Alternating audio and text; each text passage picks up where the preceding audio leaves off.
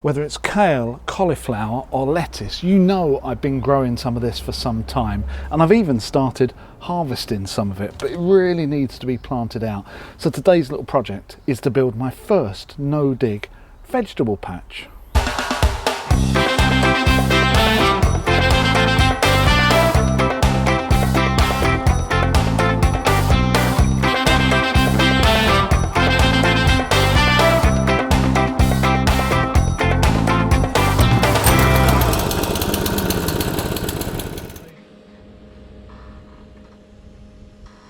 The medium I'm using for this vegetable patch is compost, and there's no way I can make it quickly or even buy it from my local DIY shop in bags. It would just take too many trips. So I've purchased a bulk bag from my local supplier. This is about a ton of compost here, and the supplier deals with turf and topsoil, and at the same time I've actually bought 2 lawn repair bags from them as well, which is a combination of sand and compost. And I'm just having a look at the quality of this, and I must say I really like it. It's really dark and really quite fine and smells like it should as well. The only problem with this is that I need it about 100 metres over there. Underneath the compost, to help suppress the weeds, I'm going to be using cardboard, which I've been saving up for the last few months because I know that I'm going to be doing this at some point. But just taking off a lot of the sellotape and anything that's sort of foreign to cardboard. In time this will break down and just disappear, but if you leave sellotape and package tape like that, it's not really going to work, and you just don't really want to put plastic into the ground. So I'm just spending 5 minutes making sure that most of the cardboard is pretty clean.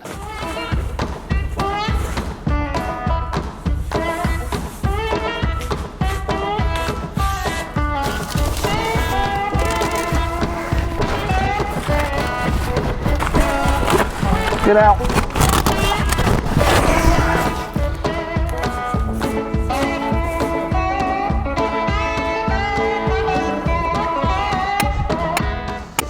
So there is a strategy to where I'm putting this. At the moment I want it parallel to that fence over there, and I want it away from the front of the garden. So I've moved it over to the sort of left hand side here.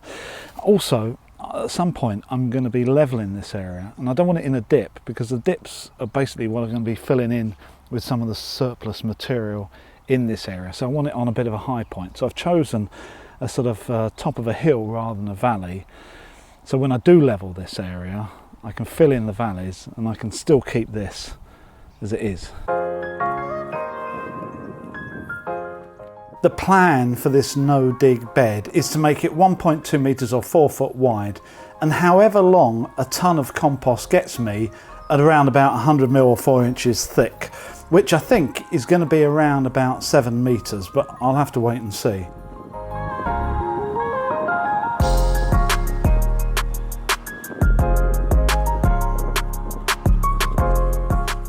I'm not worried about any of the weeds or the grass underneath this bed, as the cardboard will smother them and hopefully kill them before disintegrating. But I do just want to remove any large weeds and lumps I see before I cover it. I'm following Charles Dowding's method to create a no-dig bed here. So if you haven't seen his excellent YouTube channel, go and have a look. I'll put a link in the description below.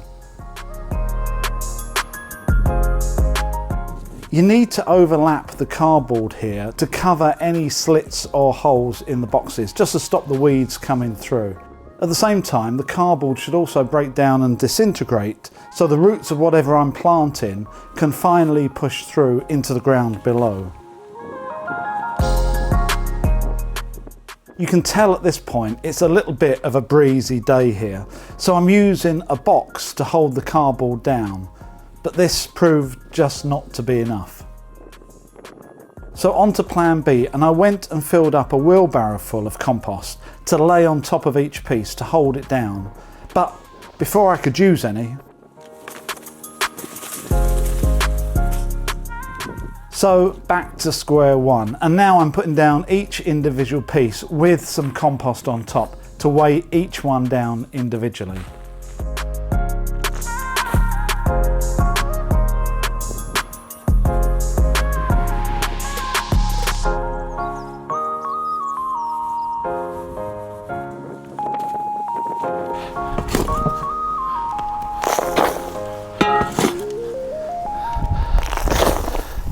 So my top tip for this little job, and you might have guessed it, have some compost available to put on the cardboard, or unless it's a really calm day, you're going to spend your time chasing cardboard around the garden.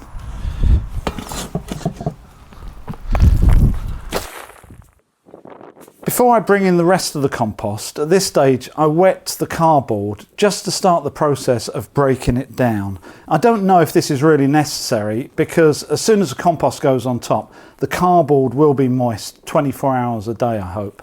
But I thought I'd try to help it along the way.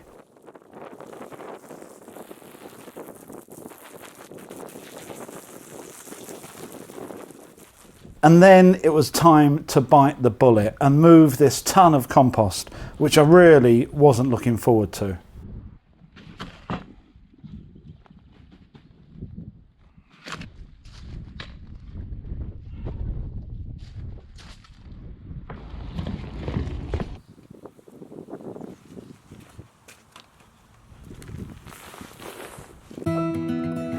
I think I counted 16 trips in total, or it might have been 17. It was all a bit of a blur in the end.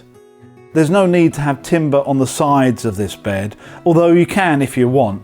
I decided not to, as with the current timber prices, it would cost me around about £50.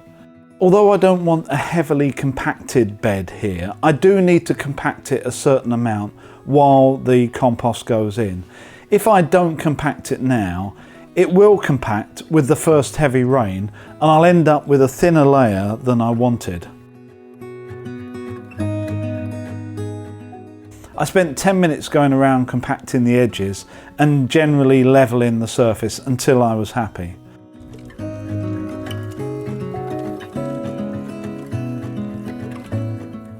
I start by planting my lettuce stock at 8-inch centres.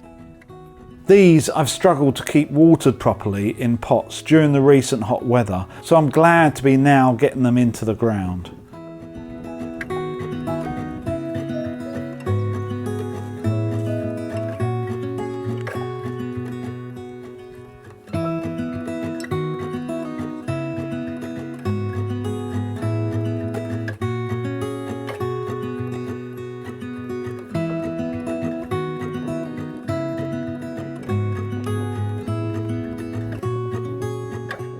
I'm popping in 5 courgette plants, or zucchini if you prefer, which will need quite a bit of space as they spread out.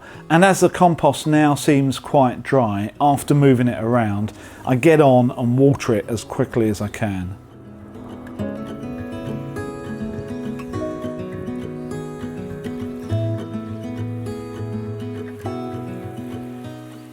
The tallest plant I have in my selection here is this kale, so I'm planting it along the centre of the bed where the netting and hoop system that I'm going to install in a minute will have the biggest head clearance. These I'm putting in at 400mm centres, which may be a touch close, and no doubt I'll find out in time.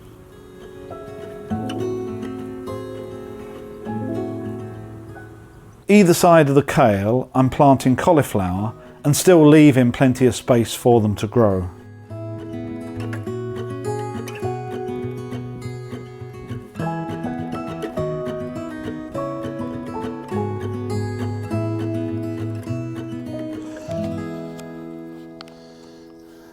Oh dear, I think these strawberries should have been planted out some time ago, don't you? So after planting some onion and strawberries, the bed is full with just a few spaces left, which I'll probably fill with bits and pieces over the next couple of days. So as I'm planting the lettuce and kale and cauliflower, I can almost see the eyes of the rabbits in the undergrowth looking at my lettuces and my vegetables as if it's their next big meal. So I'm gonna have to protect it in some way, and I've got this very fine mesh sort of cloth that I'm gonna use. But I need to keep this up, elevated above all the veg. And for that, I'm actually gonna use some PVC trunking. Now this is 2 metre long, I think it's 20mm trunking I got from Screwfix for actually some electrical work. But because it's 2 metres long, when you bend it, it bends into a very nice hoop, just right for a 1.2 or 4 foot wide bed. So instead of using this for trunking, I'm going to use my stock to build some hoops. Put some metal pins in the ground, slip these over, and then just bend them over. And then I can put this on the top and hopefully stop the wildlife eating all my veg. Say my name until the city burns and the stars fade away and your scars don't hurt. Stay with me until the last man falls. I don't need them anyway. When I'm with you, I have it all. Oh, I'll never let you slip away. Oh, and you don't have to be afraid. I will hold you till the sun comes crashing down. I'm yours until the end of time.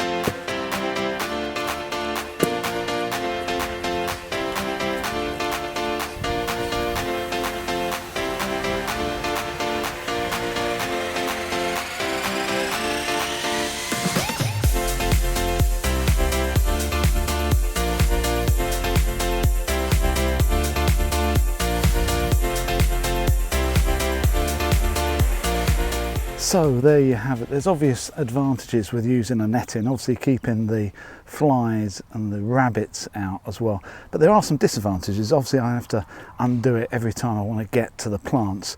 And also pollination I'm going to have to be a bit careful of, because if I'm not allowing any bees to go in there, things like the courgettes are not going to pollinate properly. So I'm going to have to do that manually. But overall, I'm glad I've got this netting here, and it'll definitely help protect the plants for sure. So I hope you enjoyed this video. If you have, please check out the other ones on the channel. Please go and have a look at our Patreon page where there's additional content and additional weekly videos, and it'd be great if you could go over there and support the channel. So until next time, I'll see you then.